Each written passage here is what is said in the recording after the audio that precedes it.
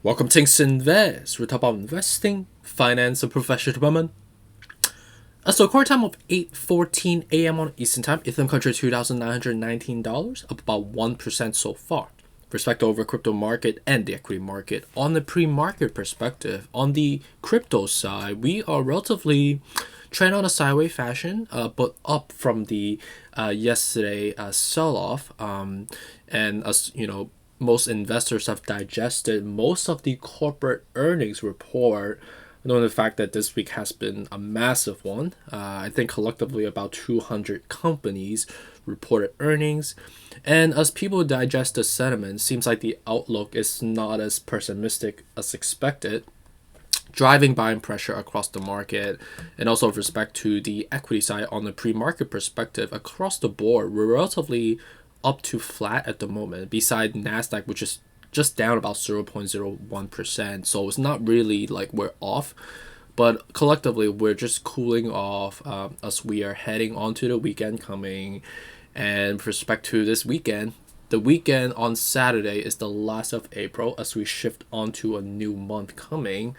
So April has definitely been, a Wild West month, right? Combined with tax season, Jerome Powell verbiage on the interest hikes, to the war cultivating, and also with respect to the supplementary factor as well from overseas, and also domestically as well. The COVID cases seems like it's still percolating, but it's more like a secondary factor, relative to the main factor, which is the interest hikes, right? Jumping from 25 basis point to 50 basis point. So what do we see the ongoing next couple of days look like? It seems like we are still within the trends of the upward escalator that we've been forming.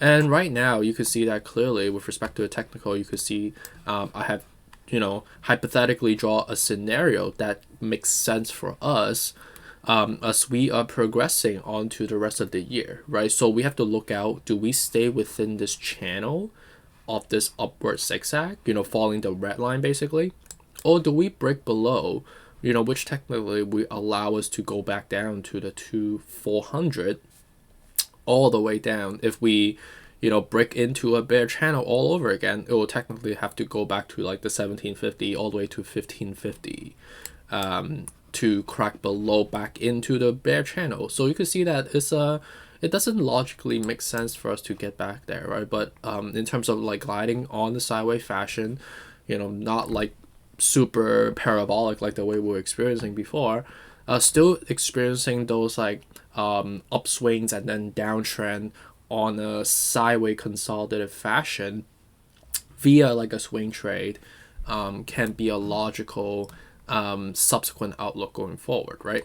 So good that we are staying above the 2850, which is a next technical level, and as we're gonna go up, obviously not in this one straight shot, but it will look something like this zigzag wise. And knowing the fact that we've got over most of the hump this month, the next major hurdle would be the FOMC meeting that's coming. But I would say the market has mostly tried to price in already.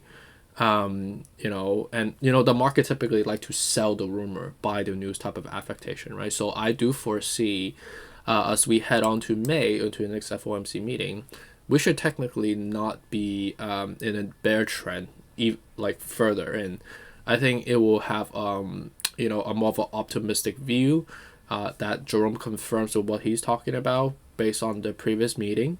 And it should translate into buying pressure. And I think the technical all speaks the same way, right? Curving up on the MACD, and also with respect to the bounce on the 36 out of 70 on the RSI scale as well. Trading up onto the stream, right? So I think that logically makes sense to me. Do we see going down all the way to like 1750? I think that's a bit of a stretch at the moment based on what we discussed already, right? And respect to Bitcoin, I would say in similar affectation, is also trading on the sideways fashion, building the escalator similar to Ethereum. And I think the next level that we will ideally go up would be somewhere around like the 40,000, 41,000, sorry. And then all the way to the 44, right? And at the moment right now, we are curving up as well. At the same time, have that rebound from 35 out of 70. So yeah, I would say, Bitcoin is trading incomparable to how Ethereum is performing. Ethereum Classic right now is still sliding off, right? We are in between levels. At the next level of resistance will be around exactly where we are right now, like 30, 25. And I think right now it's actually not terrible, right? Anywhere from current level all the way to 28 or 26, right? So it's not like a terrible leap down. Maybe like 2-3% off from the current level, but that's about it. So the risk versus reward ratio is not terrible. And with respect to Dogecoin, it looks funky because of the Twitter Elon Musk acquisition. So I personally, knowing the fact that we're at the 50 out of 70 at the moment, I would prefer anywhere from 12 cents below from here. Cardano is about 0.25%, anywhere from 85 to below, right? We're in between the levels right now, so actually not terrible to incur risk. Solana is broke the 100 mark, so we're below it right now. I like anywhere from basically 85 to below, right? Right now it's just lingering on around the 100, really not trading based on fundamentals. It's just lingering on because it's a flat number, but you're below it right now, so the propensity going back down is a little bit higher. So 85 to below would be where I would DCA further. XRP anywhere from 69 to 57, right? Polkadot about 1%, anywhere from 1622 all the way to 1406, right? Algorand's about 3%. I would say anywhere from current level down is fair game. I think it's already relatively depleted to DCA. Shiba Inu is still cooling down, right? 2100, 1400 to 900 will be the next subsequent levels that we need to watch out for Shiba Inu. Obviously, long leap downs, right? But 2100 will be a fair game in terms of DCA as a first level. Polygon about 0.5%. We are in between levels, right? 143 to 120. So right now basically it's within the level, bouncing from the 33 out of 70. So yeah, not terrible to buy in Polygon at the moment. AVAX about 0.01%, 59 to 50 based on the current setup. I think we will be heading to somewhere around 65 shortly, based on the current setup, right? And that's not a terrible buy, right? So 65, 59 to 50 would be where I would be DCAing it. Luna at $91, about 2.5%, head and shoulder pattern. And at the same time, the MACD line is about to cross down as well. So Luna is actually more bearish in comparison to the overall market.